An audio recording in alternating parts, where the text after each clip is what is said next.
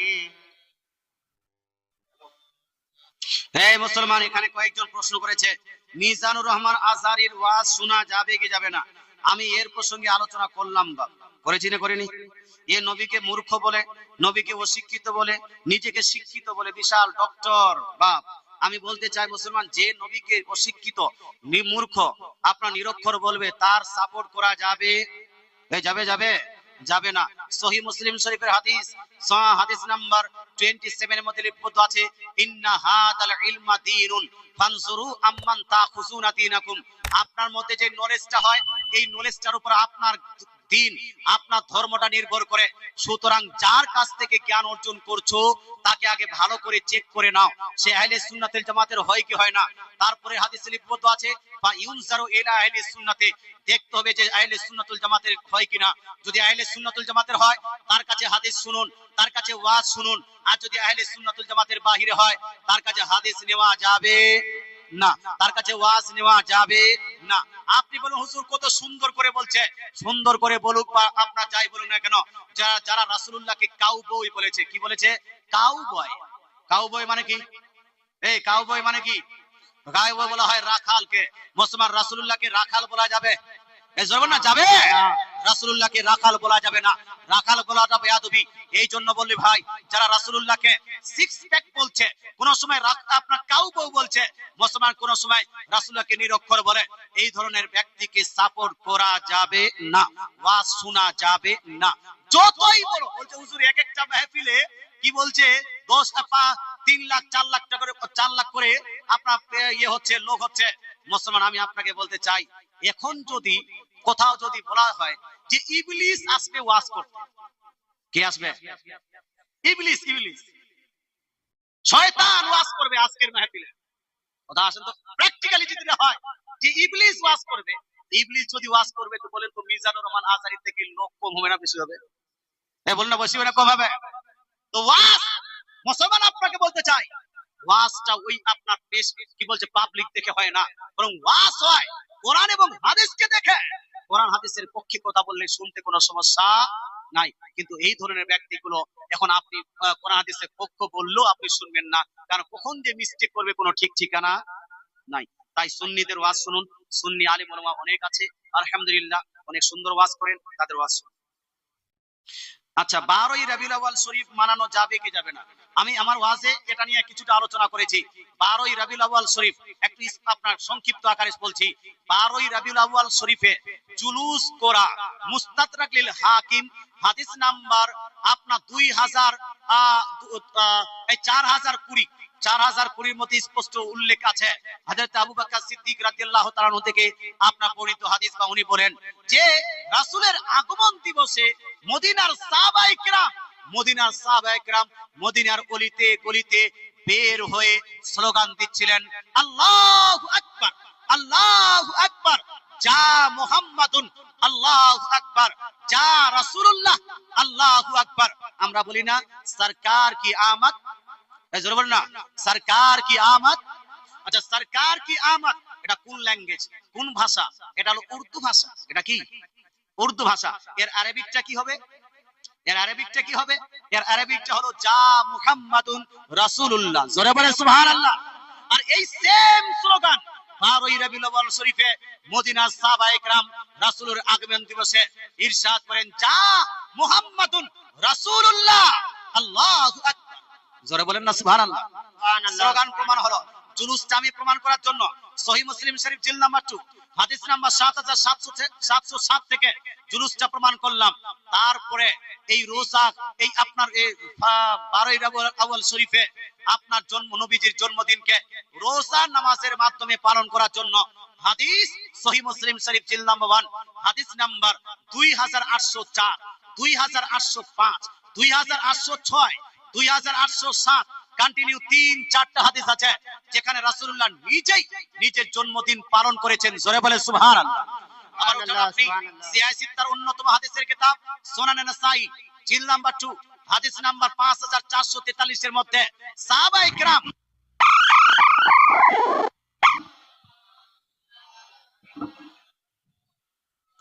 ওয়া আলা আলি সাইয়্যিদিনা সাল্লাল্লাহু তাআলা সাল্লাম কয়েকটা প্রশ্ন করেছে বাপ, এই প্রশ্নগুলো উত্তর দেওয়াটা খুব জরুরি। তো 12ই রবিউল আউয়াল শরীফে জুলুস করা, মিছিল করা, ফাতিহা করা সবই জায়েজ আছে, যেটা সুন্নিরা করি। তবে কুদা ঝাপা করা যাবে যাবে নাচ গান করা যাবে না, এটা করতে পারবেন। আচ্ছা, এখানে বলছে কোন মৌলানা বলেছে মাজারে পোড়া মুরগির মাংস খাওয়ার যাবে না, শুকুরের মাংস খাওয়া উত্তম বলেছে। নাউজুবিল্লাহ, এই জোরে না নাউজুবিল্লাহ। যে মৌলবি বলবে মাজারে পোড়া মুরগির থেকে শুকুরের মাংস খাওয়া ভালো, একে মৌলবি বলাও পাপ, একে মৌলানা বলা পাপ হবে। মুসলমান আপনাকে বলতে চাই, এক সাউন্ড কমান, চুচু না করে কমান সাউন্ড, এই কোটা কমান না। মুসলমান আপনাকে বলতে চাই, এটা ওই যে আপনার গোপাল ভাড়া একটা বার হয়েছে ডাবচোর, এ বলছে যে একদিকে যদি মাজারের মুরগির মাংস রাখা হয়, একদিকে যদি শুকুরের মাংস রাখা হয়, তাহলে প্রয়োজনে শুকুরের মাংস খাওয়া যাবে, কিন্তু মুরগির মাংস খাওয়া যাবে না। হে মুসলমান আপনাকে বলতে চাই, যারা শুকুরের মাংস খাবে তারা জান্নাতি না জাহান্নামী? এরা জান্নাতি না জাহান্নামী? জাহান্নামী। আর যারা মুরগির মাংস হালাল না হারাম? হালাল। এই হালাল না হারাম? মুরগির মাংস খাওয়াটা কি জায়েজ না না জায়েজ? জায়েজ। এটা হলো জান্নাতের খাওয়া, আর শুকুরের মাংস হলো জাহান্নামের খাওয়া। যারা জাহান্নামী হবে তারা শুকুরের মাংসকে প্রাধান্য দিবে, যারা জান্নাতি হবে তারা মুরগির মাংসকে প্রাধান্য দিবে। জোরে বলেন সুবহানাল্লাহ। এটা আপনার নিজের চয়েস হবে। মুসলমান কারো কাছে শুকুরের মাংস উত্তম হতে পারে, কিন্তু ইসলাম ধর্মে শুকুরের মাংস কোনো মতেই খাওয়া যাবে না। কথা বোঝা গেল? এই মাজারে যেটা ফাতিহা হয় সেটা জায়েজ আছে বাবা, সেটা জায়েজ আছে। মুসলমান যদি কেউ হাবলের নামে, লাতের নামে, দুর্গার নামে, কালী পূজা, কালীর নামে যদি কেউ জবাই করে, সেইটা খাওয়া যাবে না। কিন্তু মাজারে যেটা জবাই করা হয় সেটা কি আল্লাহর নামে করা হয় না দাদা বাবার নামে? আল্লাহর নামে করা হয়, বিসমিল্লাহ আল্লাহু আকবার পড়া হয়। এখন পর্যন্ত আমি শুনিনি যে দাতা বাবা বলে যারা জবাই করা হয়েছে, খাজা বাবা বলে জবাই করা হয়েছে, আর আলাউল আকবার নবী বলে জবাই করা হয়েছে। এর মাথার কা ওই আপনার মাথার তা একটাও নাই যারা শুকরের মাংসকে প্রাধান্য দেয় আর ফাতিহার মাংসকে প্রাধান্য দেয় না। তুমি খাবে না কোনো ব্যাপার না, কিন্তু মানুষকে বিভ্রান্ত করা যাবে, এই যাবে এগুলা নিয়ে অনেক আলোচনা হবে। এ বলছে যে কিছু উলামায়ে কেরাম বলেছেন, কোন উলামায়ে কেরাম বলেছে এর মতোই তার কাটা কোন আলিম বলতে পারে যে শুকরের মাংসটা উত্তম, এর মতোই যেন কোন আপনার গোপাল ভাড় বলতে পারে যে আপনার শুকরের মাংসটা উত্তম। কিন্তু ভালো যদি যোগ্য বিজ্ঞ কোন আলিম হয়, কোন আপনার ইসলামিক আলিম হয়, ইসলামিক চিন্তাবিদ হয়, ইসলামিক কোন যদি ইমাম হয়, ইসলামিক কোন মুহাদ্দিস, মুহাক্কিক, মুফাসসির, মুস্তাহিদ, কোন দিন শুকরের মাংসকে প্রাধান্য দিতে পারে? পারে? উত্তম বলতে পারবে না। মুসলমান তারপরে ওকে নিয়ে টানাটানি। মুসলমান এই ব্যক্তি এটা বলার কারণে ইসলাম থেকে খারিজ হয়। কোন মৌলানা বলেছে জাহান্নামে যাওয়ার জন্য শবে বরাতের একটা রোজা রাখাটাই যথেষ্ট। আস্তাগফিরুল্লাহ, আস্তাগফিরুল্লাহ। আপনারা কি রোজা রেখেছেন বাপ? এই রেখেছেন কয়টা? তো একটাতে যদি জাহান্নামে যাতো, দুইটা তো আরো জাহান্নামী হয়ে গেছে। হ্যাঁ, বলছে ওই লোকগুলি কাজিয়ে লাগাচ্ছে। মুসলমান আপনাকে বলতে চাই, বর্তমান আমার কাছে একটা ওয়াজ আছে বা, এই ওয়াজে ও বলছে যে যেই আপনার ব্যক্তি শবে বরাতের রোজা রাখবে, এই শবে বরাতের রোজা রাখার কারণে এই ব্যক্তি যাবে জাহান্নামে। বলেন নাউজুবিল্লাহি মিন যালিক। এই জোরে বলেন নাউজুবিল্লাহ। শুনুন, আপনাকে বলতে চাই, শবে বরাতের রোজা আমাদেরকে কোনো মাস্টার রাখতে বলেননি, কোন ডাক্তার রাখতে বলেননি, আজকের কোন মোল্লা মুন্সি রাখতে বলেননি, বরং শবে বরাতের রোজা স্বয়ং রাসূলুল্লাহ রাখতে বলেছেন। জোরে বলেন সুবহানাল্লাহ। কে রাখতে বলেছেন ভাই? রাসূলুল্লাহ রাখতে বলেছেন। কোথায় আছে হাদিস? সিহাহ সিত্তার অন্যতম হাদিসের কিতাব সুনান ইবনে মাজাহ জিলদ নাম্বার 1 হাদিস নাম্বার 1451। কত নাম্বার হাদিস বললাম? 1451 এর মধ্যে এই হাদিসটি সেম মিশকাত শরীফের মধ্যে লিপিবদ্ধ আছে। আল্লাহ তাআলা রাসূল বলছেন, ইদা কানাত লাইলাতুন নিসফি মিন শাবান ফাকুমু লাইলাহা ওয়াসুমু ইয়াওমাহা। দয়ার নবী মায়ার নবী বলছেন, ওহে আমার উম্মতিরা, ইদা কানাত লাইলাতুন নিসফি মিন শাবান, যখন শাবান মাসের 15 তারিখের রাত আসবে, শবে বরাতের রাত আসবে, এই রাতে তোমরা জাগরণ করে আল্লাহর ইবাদত করো। জোরে বলে সুবহানাল্লাহ। রাত্রি জাগরণ করে তোমরা আল্লাহর ইবাদত করো। ওয়াসুমু নাহারাহা আও সুমু লাইলাহা, আর দিনে তোমরা আল্লাহর নিয়তে রোজা পালন করো। জোরে বলে সুবহানাল্লাহ। কি করবে ভাই? রোজা রাখবে। রোজা রাখার কথা বললেন কে? কে বলেছেন ভাই? রোজা রাখতে শাবান মাসের 15 তারিখে রাত্রিতে রোজা রাখতে বলেছেন কে? রাসূলুল্লাহ। আর রোজা ছাড়তে বলছেন কে? এই মমতাজ বেগম। রোজা রাখতে বলেছে কে? আপনার রাসূলুল্লাহ। আর রোজা রাখলে জাহান্নামে যাবে বলছে কে? এই 24 নম্বরীরা। বলতে চাই মুসলমান, আমার রাসূলুল্লাহর বিপক্ষে একটা মৌলবি কেন, সারা পৃথিবীর মৌলবি যদি একদিকে হয়ে যায়, তারপরও সুন্নি মুসলমানদের একটাই স্লোগান থাকবে, দয়ার নবী যেই দিকে আমরা আছি, কোরআন হাদিস যেই দিকে, সুন্নি মুসলমান সেই দিকে। রাসূলের হাদিসের উপর আমল করে কোন ব্যক্তি জাহান্নামে হতে পারে না। যারা রাসূলের হাদিসের উপর আমল করবে তারা কি হবে? জান্নাতি না জাহান্নামী? জাহান্নামী। যারা রাসূলের বিপক্ষে যাবে তারা জান্নাতি না জাহান্নামী? তারা হলো জাহান্নামী। এই জন্য মা আপনাকে বলতে চাই, ও শুধু রোজার কথা বলেনি। এই যে আপনারা শুনেন, শোনাবো। এই মুসলমান, শুধু রোজার কথা বলেনি। রোজা শুধু না, আপনারা হালুয়া রুটি করেন, এই হালুয়াটাও সহ্য হয়নি। আপনি যে নামাজ পড়েন, নামাজটাও সহ্য হয়নি। কি বলছে সেটাই শুনেন। আমি মমতাজুল ইসলাম আপনাকে চ্যালেঞ্জ করে বললাম, 15 শাবানে যারা রোজা রাখবে এইটা জানলেই তাদের জাহান্নাম। দেখে 15 শাবানে যদি কেউ হালুয়া রুটি করে, 15 শাবানে উদ্দেশ্য করেই যদি কেউ 100 রাকাত নামাজ যদি এক রাতে পড়ে, তার জাহান্নামে যাওয়ার জন্য নবীর কথা অনুযায়ী এটাই যথেষ্ট।